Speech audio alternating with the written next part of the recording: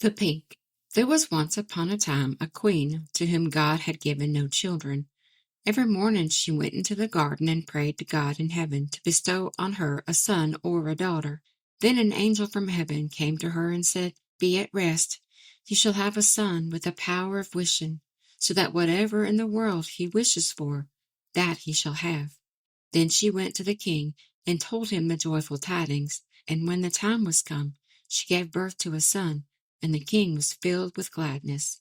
Every morning she went with the child to the garden, where wild beasts were kept, and washed herself there in a clean stream. It happened once, when the child was a little older, that it was lying in her arms, and she fell asleep. Then came the old cook, who knew that the child had the power of wishing, and stole it away, and he took a hen, and cut it in pieces, and dropped some of its blood on the queen's apron, and on her dress. Then he carried the child away to a secret place, where a nurse was obliged to suckle it, and he ran to the king and accused the queen of having allowed her child to be taken from her by the wild beasts. When the king saw the blood on her apron, he believed this, fell into such a passion that he ordered a high tower to be built, in which neither the sun nor moon could be seen, and had his wife put into it, and walled up. Here she was to stay for 7 years, without meat or drink, and die of hunger. But God sent 2 angels from heaven in the shape of white doves, which flew to her twice a day, and carried her food until the 7 years were over. The cook, however, thought to himself, "If the child has the power of wishing, and I am here, he might very easily get me into trouble." So he left the palace, and went to the boy, who was already big enough to speak, and said to him, "Wish for a beautiful palace for yourself, with a garden and all else that pertains to it." Scarcely were the words out of the boy's mouth when everything was there that he had wished for. After a while the cook said to him, "It is not well for you to be so alone. Wish for a pretty girl as a companion." Then the king's son wished for one, and she immediately stood before him, and was more beautiful than any painter could have painted her. The two played together, and loved each other with all their hearts. And the old cook went out hunting like a nobleman. The thought occurred to him, however, that the king's son might some day wish to be with his father, and thus bring him into great peril. So he went out and took the maiden aside and said, "Tonight, when the boy is asleep, go to his bed and plunge this knife into his heart, and bring me his heart and tongue. If you do not do it, you shall lose your life." Thereupon he went away, and when he returned the next day, she had not done it, and said, "Why should I shed the blood of an innocent boy who has never harmed anyone?" The cook said once more, "If you do not do it, it shall cost you your own life." When he had gone away, she had a little hind brought to her, and ordered her to be killed, and took her heart and tongue, and laid them on a plate. And when she saw the old man coming, she said to the boy, "Lie down in your bed and draw the clothes over you." When the wicked wretch came in and said, "Where are the boy's heart and tongue?" the girl reached the plate to him. But the king's son threw off the quilt and said, "You old sinner, why did you want to kill me? Now I will pronounce thy sentence. You shall become a poodle, and have a gold collar around your neck, and shall eat burning coals till the flames burst forth from your throat." And when he had spoken these words, the old man was changed into a poodle dog, and had a gold collar round his neck, and the cooks were ordered to bring up some live coals, and these he ate till the flames broke forth from his throat. The king's son remained there a short while longer, and he thought of his mother, and wondered if she were still alive. At length he said to the maiden, "I will go home to my own country. If you will go with me, I will provide for you." "Ah," she replied, "the way is so long, and what shall I do in a strange land where I am unknown?"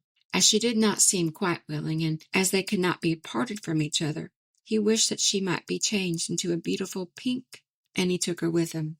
Then he went away to his own country, and the poodle had to run after him. He went to the tower in which his mother was confined, and it was so high he wished for a ladder which would reach up to the very top. Then he mounted up and looked inside and cried, "Beloved mother, Lady Queen, are you still alive, or are you dead?" She answered, "I have just eaten, and am still satisfied." For she thought the angels were there. Said he, "I am your dear son, whom the wild beasts were said to have torn from your arms, but I am still alive, and will soon set you free."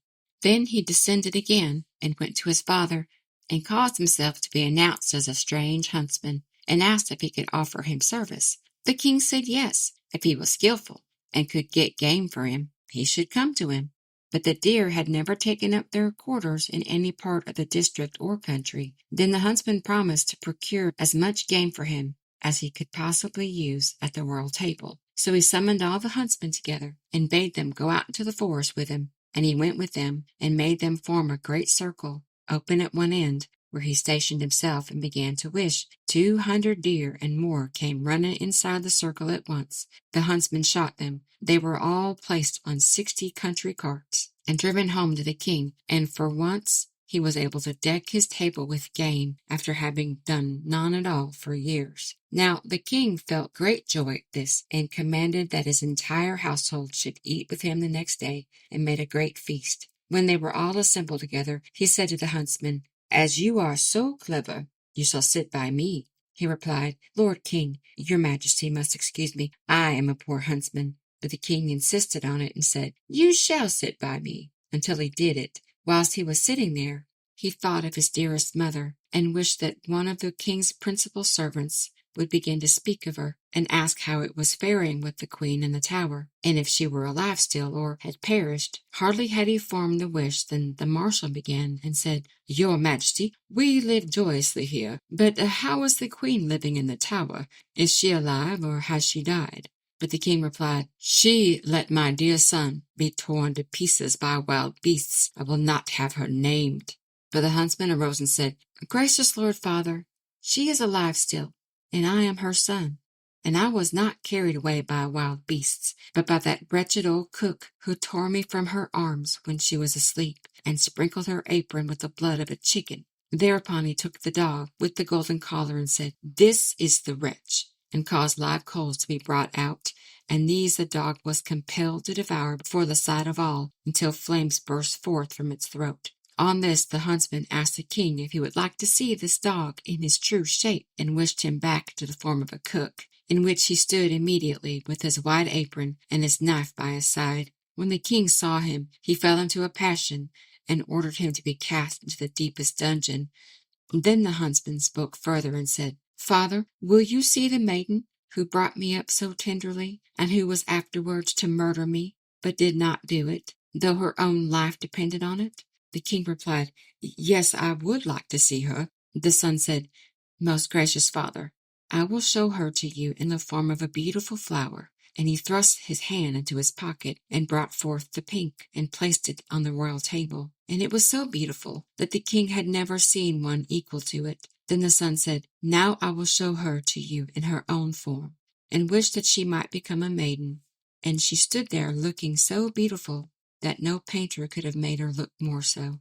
And the king sent 2 waiting maids and 2 attendants into the tower to fetch the queen and bring her to the royal table. But when she was let in, she ate nothing, and said, "Gracious and merciful God, who has supported me in the tower, will soon set me free." She lived 3 days more, and then died happily.